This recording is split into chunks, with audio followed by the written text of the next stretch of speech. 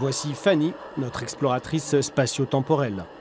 Elle entre ici dans la combi de Thomas Pesquet, la BD de Marion Montaigne.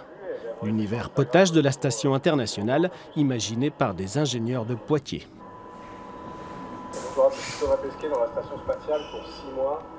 Un côté, ouais, se prendre un peu peut-être pour un super-héros, un surhumain. De se dire qu'on est là dans l'espace, mais... Ah non, moi c'est quelque chose que je pourrais absolument pas. S'ensuit un premier module de transition, un blues spatial sorti de l'imagination d'une plasticienne et d'un musicien.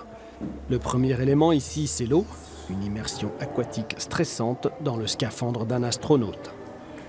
Autre tablette, autre univers, celui métaphysique du dessinateur Bebdom. Un collectif d'artistes poitevins s'en est emparé et teste l'habileté de Fanny à se sortir de tunnels temporels vertigineux. Je suis dans un vaisseau spatial, il y a la Terre sur ma gauche. On entre en hyperespace. Une expérience de réalité virtuelle à faire tourner la tête de notre exploratrice, une sombre plongée dans l'avenir déchéant du premier opus d'Universal War. Vient ensuite un second sas de décompression pour reprendre pied, mais l'air vient à manquer. Après l'eau, c'est un autre élément absent dans l'espace.